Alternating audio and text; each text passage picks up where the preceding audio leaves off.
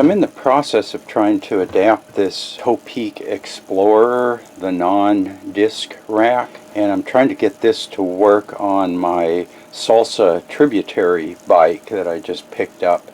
So I have this same rack on my Monster Cross bike or gravel bike, whatever you want to call it. Yeah, so I've run that rack on the bike for 13 years now, and I generally like it. One of the things I wanted to do was get the same rack so that I can use this QuickTrack. They have some bags that you can slide in here and they just snap into place.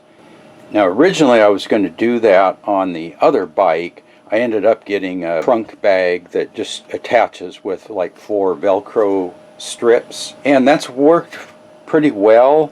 But now that I've got a second bike, I would like to have something I could just swap between the two bikes. Just take this bag off of this bike and throw it on the other bike, so that way I don't have to have 2 sets of bags with all the same things in them.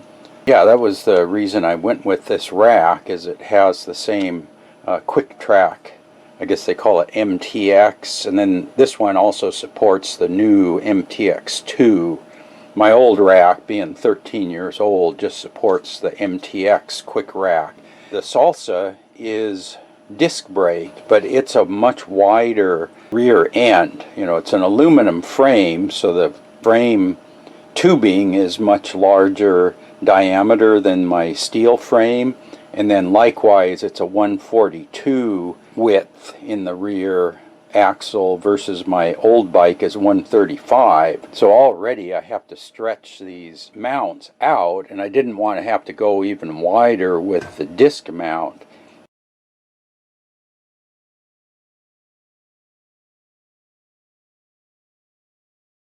The rack fits, but the clearance over the tire is really small because the Salsa has like 2.3 inch tires, and my Monster Cross bike I just have 40 millimeter. Even on that bike it gets a little bit tight under there, but I do have room for fenders.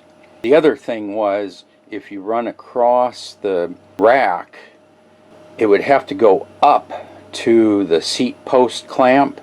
They say you kind of want it at a downward angle towards the front, but I would be more at an upward angle. What I really needed to do was raise this up, but there's only one set of mounting holes on the frame for a rack. If I had a piece of aluminum like this, so this will basically bolt on to the outside like that, and then this will screw to the frame, and that'll raise me up basically 1 inch, maybe a little bit over 1 inch. Anyway, what I did to make that is I took a piece of aluminum. These were just some cut off scraps I had. I think they're about 3/4 inch thick. I'm going to cut them down to about 1/2 inch. This is just about 5/8 of an inch or 16 millimeter wide.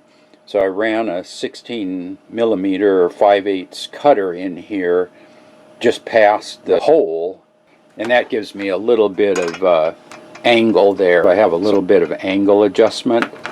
And then the tricky part is I measured the seat tube angle as about 45 degrees, so I marked a 45-degree angle there, but I need to chuck this up in the milling machine, and I was trying to figure out how to hold this, and what I found that works pretty good, I just had some scraps of some round aluminum that I'd cut, and I just ran a bolt through there, tightened it down tight as I could get it, and then I can put this in the milling machine vise. I have to make pretty light passes, maybe 1 millimeter at a time, just to whittle this down, because it's only held by the friction there. And yeah, that seems to work. You know, everything clears, the hole goes into the frame, and then this sits on the seat tube. So let's go take a look at that. Okay, here we are on the drive side here, and you can see this will just fit right over here, and I think, yeah, my screw will go in there, yeah, like that. So you can see that'll just create a place for the rack support to fit down in there, and it'll be above the top.